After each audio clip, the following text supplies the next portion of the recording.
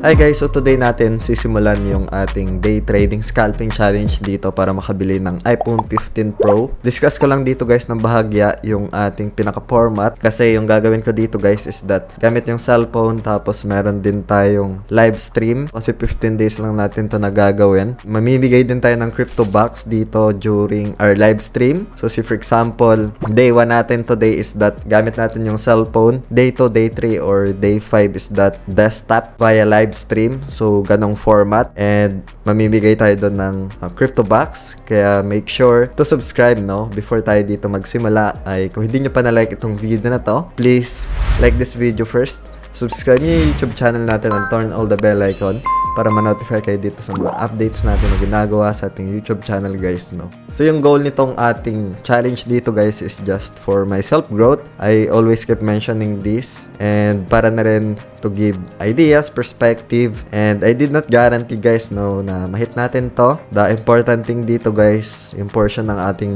content dito is yung pinaka-educational part guys, no? And again, this is only for experienced trader. Napaka-risky ng trading, napaka-risky ng crypto, especially nasa futures, yung strategy na gagawin ko dito on my end. I did not recommend itong challenge na ito sa inyo, especially sa mga beginners guys, no? Hope you get some ideas lang dito. And again, this is not financial advice guys, no? I just want to share my perspective dito and yung insights ko dito sa market. And as mentioned, yung educational part, hope you get some ideas dito guys, no? So, yun, punta na tayo dito guys. Using our cellphone, nandito tayo ngayon sa wallets tab. Meron tayo dito pinaka-starting which is 5K, 4998. And ito yung gagamitin natin just to execute. And on my end, ito yung kaya ko lang i-risk din dito if ever man na get liquidated or if ever man na loss is that ito lang yung kaya kong i-risk dito. And if malos man is that I'm okay with that lang. No hard feelings guys, no? So, yun, I just want to share lang dito yung pinaka-insight and perspective natin. So, wallets, tapos futures tab. Dito rin natin guys, ipapakita yung pinaka-profits natin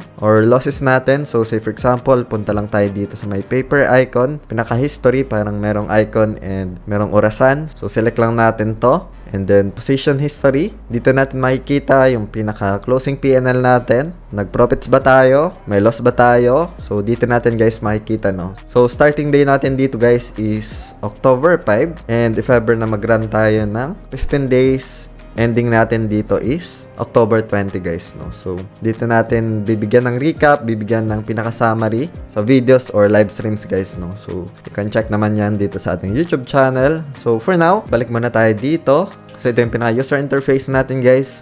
Yung application naman pala guys ng app na to is that ilalagay ko na lang sa description ng video na to. Especially dun sa interested na makakuha din ng crypto box if ever na meron tayong live stream is that pwede nyo gamitin yung official link natin.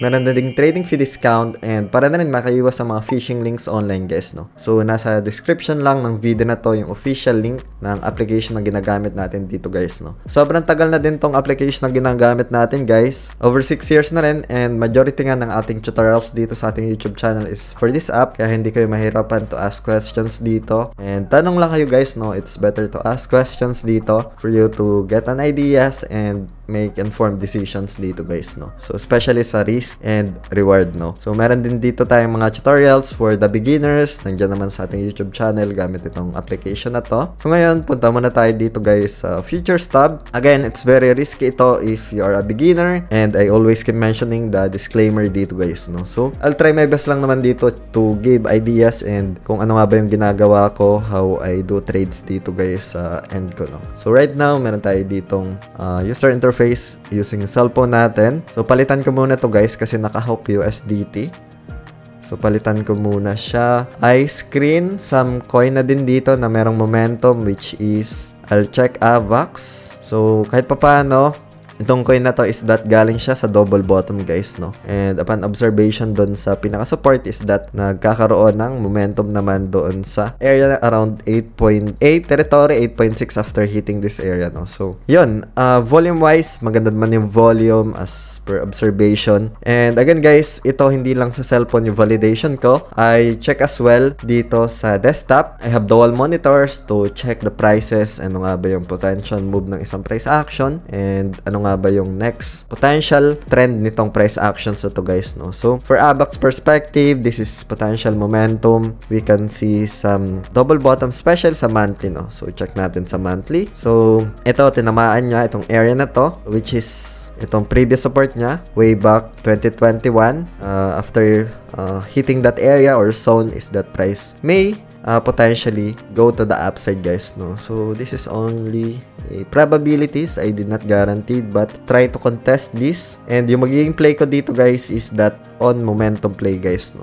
Maybe I'll wait for some retracements dito, maybe 9.96, and take profits ko dito maybe around 10.6 territory. I'll set stops in case na magkaroon ng pag-against sa bias natin yung price actions around maybe 9.4 guys, no? And then again guys, anytime can change pa yan. Pwede tayong or pwede ako mag-set up sa end ko ng behind the scenes na mag-entry dito if ever man na magkaroon ng pagtaas ng presyo. Yung setup na yun will be manually cancelled and will do another positions or another trades dito guys, no? So it will change. This may vary on the price actions as well as on my end. I'll execute dito behind the scenes if ever man that the price actions may have a momentum during the time na online ako guys, no? That's my potential setup dito for ABAX.